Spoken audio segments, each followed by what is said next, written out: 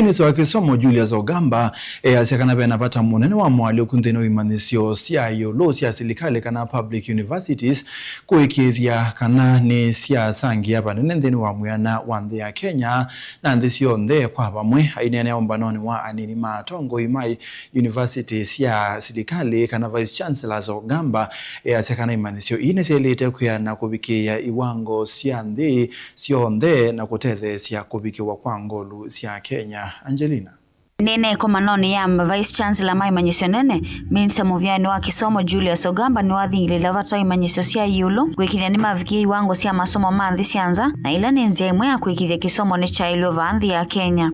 Universities are pillars of national development, engines of innovation, incubators of leadership and custodians of knowledge, and the trajectory of our universities therefore directly influences the trajectory of our nation.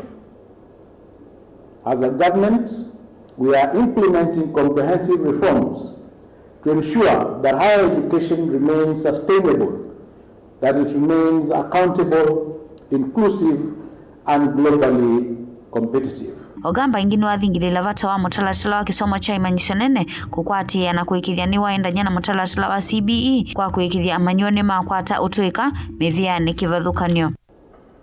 The implementation of the competency-based education and the ongoing curriculum reforms represents a fundamental shift towards learner-centered, skills-oriented higher education that aligns academic programs with industry and national development priorities. Universities are expected to redesign curricula to emphasize practical competencies, innovation, critical thinking, and problem solving while strengthening industry linkages, experiential learning, and assessment frameworks that measure demonstrable skills and outcomes. Ingi Minista unu wa wetekana Imanyisyoni nisyo mwambisyo wa maundu ma technology utuika wa maundu kivathukanyo wa wetekana Silikali kwisila muvyo wa kisomo ni ivanite kukwata mbau Imanyisyoni. Digital transformation is another defining pillar of reform in our universities.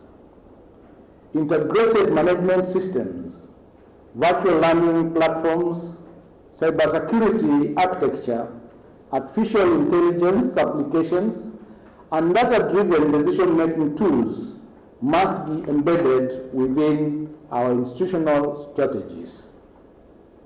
Technology is no longer supplementary. It is foundational and fundamental.